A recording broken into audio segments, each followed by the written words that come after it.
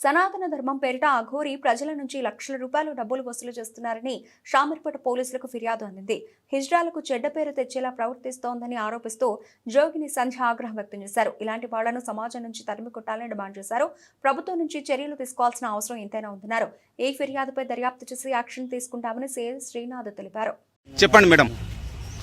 నమస్తే అండి, నా పేరు జోగిని సంధ్య. నేను షామీర్పేట పిఎస్లో ఈరోజు కంప్లైంట్ చేయడం జరిగింది.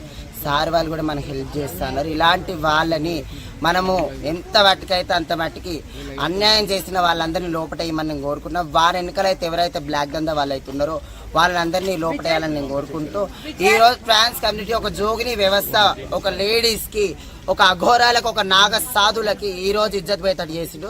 ఇలాంటి వాళ్ళని లోపటేసి మన గవర్నమెంట్కి సెల్యూట్ చెప్తున్నాను. ఇలాంటి వాళ్ళని చాలా మటుకు కాపాడుతుంది. ఇలాంటి గవర్నమెంట్ మనం తెచ్చుకున్నాం. ఇలాంటి గవర్నమెంట్ మనకు వద్దు. ప్రతి ఒక్కరిని శిక్షించండి. అన్యాయం చేసిన వాళ్ళని శిక్షించి లోపటేయండి. ఆడు కత్తులతో దాడి చేసినా ఏ చేసినా కానీ ఇంతవరకు మనకి ఏ హెల్ప్ చేస్తలేదు. ఇప్పటికైనా హెల్ప్ చేయండి.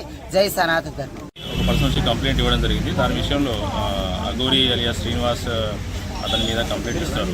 దాన్ని ఒకసారి వెరిఫై చేసి లీగల్గా ఏం చేయగలుగుతామనేది ఒపీనియన్ తీసుకున్న తర్వాత ఫర్దర్ యాక్షన్ తీసుకోవడం జరుగుతుంది.